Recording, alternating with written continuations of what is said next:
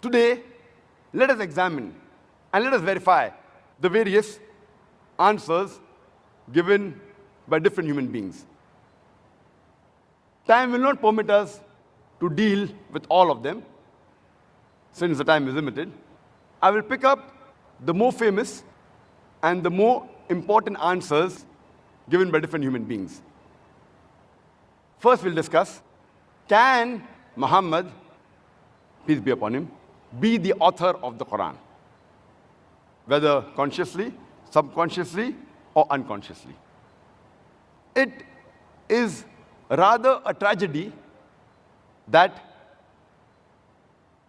a person disagrees when a person disclaims that he is not responsible for any great work, whether literary or whether scientific.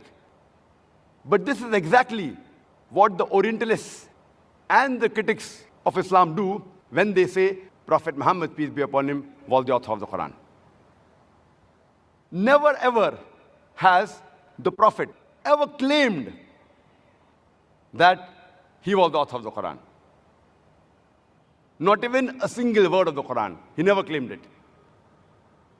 Yet, when he disclaimed that he was not the author, and the Quran happens to be a masterpiece in the work of Arabic, so why will a person disclaim the responsibility of a work which is a masterpiece? Why should he lie? And we know from history, from his youth till the day he claimed prophethood at the age of 40 years, never has a single lie reported to have been said by Muhammad, peace be upon him. History never reports a single lie.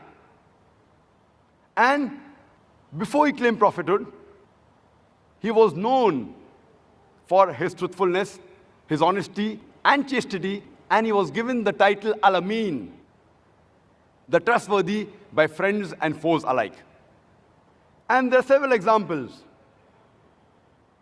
Even those people, after the Prophet claimed prophethood, and they said that he was lying, yet his enemies, his foes, they kept their valuables with the Prophet for safety. And this is known when the Prophet migrated from Makkah to Medina, and he told his nephew, Hazrat Ali, may Allah be pleased with him, that give these valuables to the rightful owners. Even his foes, even after they said he lied, yet they trusted him and kept the valuables with him. Why? And we have the example that Abu Sufyan, who was the chief of one of the tribes of Makkah, when he went to Emperor Heraclius and asked him for support against the Prophet, and when the emperor asked him that, do you know of any instance in which the Prophet lied? Or has he done any injustice? And Abu Sufyan, even though he was the enemy of the Prophet that time, he had to reply no. So why should a person with such honesty and trust and chastity, why should he lie?